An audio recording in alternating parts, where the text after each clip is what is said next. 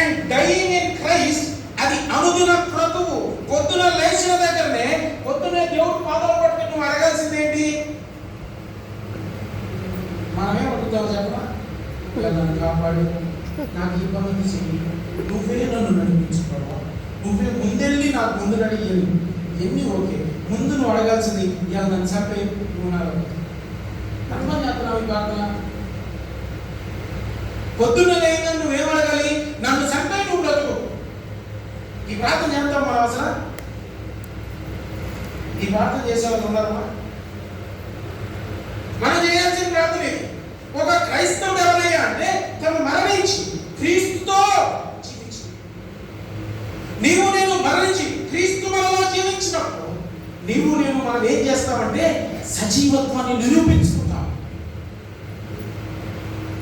అసలు ఉన్న వాటితో కంటెంట్మెంట్ లేదు. నన్ను చంపే పొద్దున్న లేసి అందుకే చెప్పా, ఒక స్టెప్ మీద ముందే తర్వాత ఎక్కుతాం. ఆ స్టెప్ డైరెక్ట్గా మూడో మెట్టు మీద కాలేస్తే ఏమవుద్ది? పక్కా జీవి అంతేనా?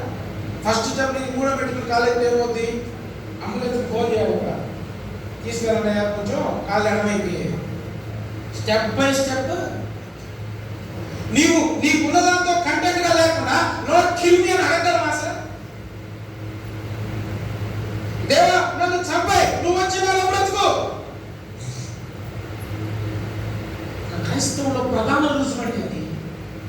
నువ్వు క్రైస్తవ భక్తి జీవితంలో విశేషంగా క్రీస్తు యొక్క స్వరూపంలోకి మలచబడతా ఉన్నప్పుడు నీలో నాలో ఉండే ఓ శ్రేష్టమైన గుణం అంటే అది నీలో నాలో ఉన్నప్పుడు నువ్వు ఎవరికి చెప్పక్కర్లేదు నేను క్రైస్తవుడు. Everybody will recognise. ఎందుకో చెప్పనా? నీలో నాలో జీవిస్తుంది ఎవరు? The king. కలెక్టర్ వచ్చినప్పుడు ఎవరైనా చెప్పాలా? వెలగొట్టతో వచ్చి ముందు నిలబడినా మనకి ఏమర్థమవుతుంది? కలెక్టర్ ఎంఆర్ఓ వస్తున్నాడు అలర్ట్ అయిపోతాం. క్రీస్తు నీలో వచ్చినప్పుడు and the king of the whole universe is sitting in you. నువ్వు నడుస్తున్నప్పుడు ఈ సృష్టికి తెలుస్తుంది. అర్థమవుతుందా? when you die and Christ lives in you, క్రీస్తు ఈ లోకంలో నీలో నివసిస్తా ఉన్నప్పుడు గ్రహిస్తుందా లేదా? కలెక్టర్నే గ్రహించింది, క్రీస్తుని గ్రహించదా? నువ్వు చెప్పుకోవాలి మళ్ళీ ఎవరికైనా.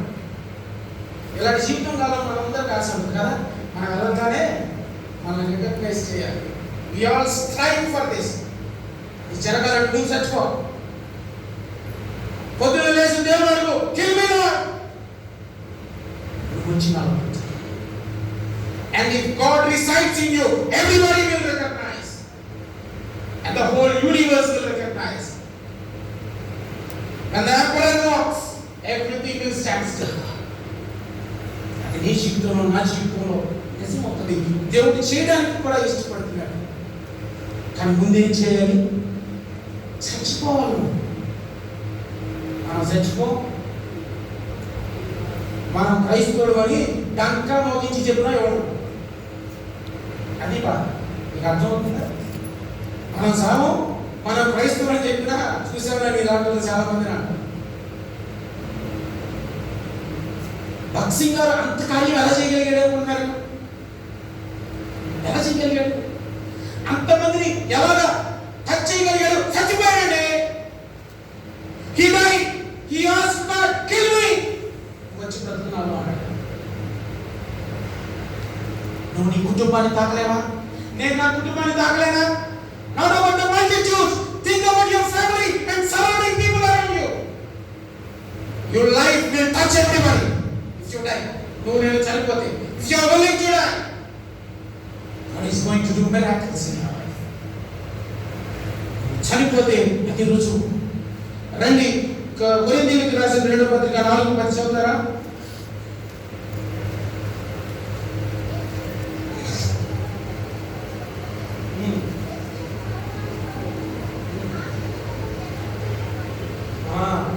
దేవుని యొక్క మరణ అనుభవాన్ని ఎల్లప్పుడూ ఎక్కడ? శరీరంలో. నీ శరీరం చచ్చిపోవాలి. శరీరం ఆత్మకు, ఆత్మ శరీరానికి వ్యతిరేకంగా ఏం చేస్తూ ఉంటాయి? అపేక్షిస్తూ ఉంటాయి, పోరాడుతూ ఉంటాయి. Kill your flesh. శరీరం సాగకుండా ఎవ్వరూ క్రైస్తవులు. నువ్వు పరిగణించబడాలంటే చనిపోవాల్సిందే. ఈ మరణానుభవం మన శరీరంలో ఎల్లప్పుడూ వహించాల్సిందే. ఎందుకంటే అక్కడ ఏమనుందమ్మా, నా బైబిల్లో కొన్ని శాఖలు ఉన్నట్టుంది, ఈ బైబిల్ ఏమన్నా చదువు 4:10 ఎల్లప్పుడూ, నాట్ ఎట్ టైమ్స్. కానీ మన భక్తి ఎలా ఉంటుంది తెలుసా, మనకు అవసరమైనప్పుడు చచ్చిపోతాం. అర్థమవుతుందా? మనకు కావాల్సి కొన్నిసార్లు చచ్చిపోతాం, అన్నిసార్లు.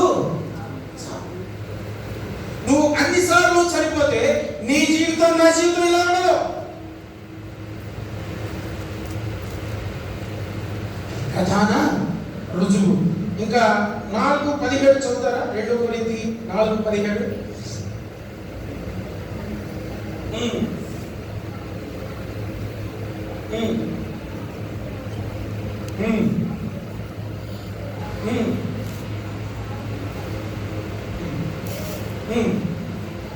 దృశ్యమైనవి అనిత్యములు, అదృశ్యమైనవి ప్రాముఖ్యంగా నువ్వు మరణించిన వాడు ఏం చేస్తాడయ్యా అంటే తన దృష్టి దేని మీద ఉంటుంది? అదృశ్యమైన వాటి మీద ఉంటుంది. మీకు అర్థమయ్యేలా చెప్తాను. ఎల్లప్పుడూ మన మరణానుభవం దేంట్లో ఉండాలి?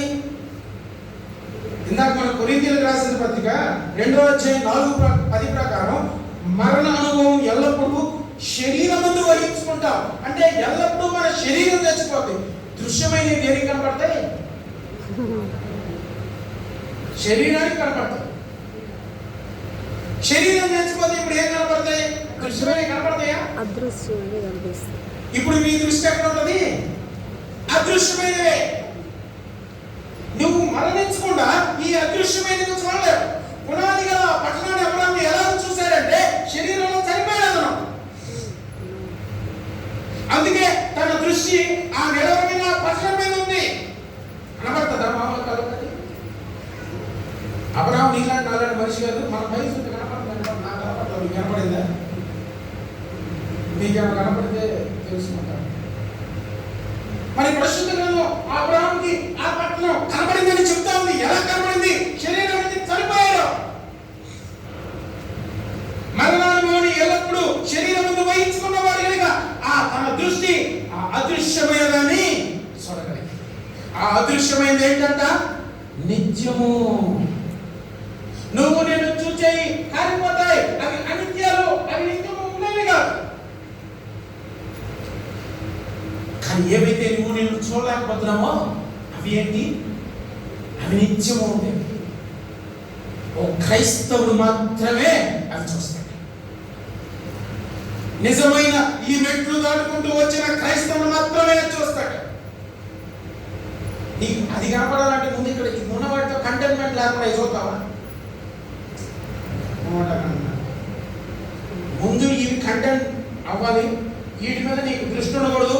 నేను చచ్చిపోతాను ప్రభావం రోజు అడగాలి. అప్పుడు నీ అంతరంగం, నీ మనోనేత్రాలు తెరవబడి నీ ఆత్మీయ నేత్రాలతో దాన్ని చూడాలి. ఆ అదృశ్యమైనవి నిత్యం ఉంటాయి. ఆఖరిగా వచ్చి ఒక్క వచనం చదవ, నేను ముగిస్తాను. కొరింథీయులకు రాసిన 2వ పత్రిక 2వ అధ్యాయం 9వ వచనం.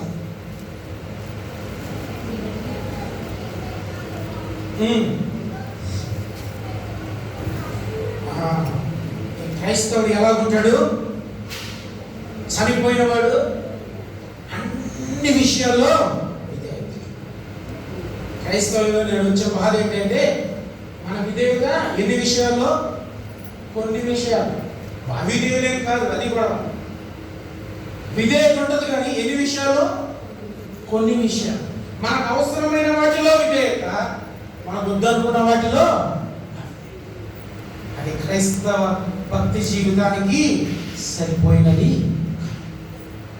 నీకు నీ మరణం, నీ శరీరం ముందు మరణానుభవం ఎల్లప్పుడూ నువ్వు వహిస్తే నువ్వు నేను అన్ని విషయాల్లో దేవునికి అయితే దేవుడికి మనిషికి మధ్య కాన్ఫ్లిక్ట్ ఏంటి? విధేయతే. ఆదాముకి దేవుడికి మధ్య కాన్ఫ్లిక్ట్ ఏంటి? విధేయతే. God asked him to do something which he did not do. Disobedience, nothing else. దేవుడికి నీ నుంచి నా నుంచి కావాల్సింది నీవు ఎప్పుడైతే ఈ అనుభవం గుండా నడుస్తావో నువ్వు విధేయుడవుతావు, నువ్వు విధేయుడైపోతావు, నువ్వు క్రీస్తు మెచ్చుకునేవాడిగా మార్చావు. పౌలు ఏం చెప్తా ఉన్నాడు? నేను క్రీస్తుని పోలినట్లు. క్రీస్తు ఆయన ఎలా విజయించాడు? ఆయన దేవుని రాజ్యం పట్ల ఆయన జీవితంలో తన సజీవత్వాన్ని కనపరుచుకున్నాడు. నువ్వు నేను మన సజీవత్వాన్ని కనపరుచుకోవాలి. ఎలాగా? మరణానుభవం ఉండా ఈ శరీరంలో ఆయన మరణానుభవాన్ని ఎల్లప్పుడూ వహిస్తూ అదృశ్యమైన వాటిని చూస్తూ ఆ అదృశ్యమైన వాటిని నిత్యము చూడదు ఆయనకు విధేయులమై ముందుకు సాగుదాం. మన జీవితాలు వాక్యం విలువలు ఎలా పరీక్షించుకుంటూ యోగ్యంగా పనులను చేసి ముందుకు సాగుదాం. పరిశుద్ధాత్మ దేవుడు మనకు తెలుసును గాక.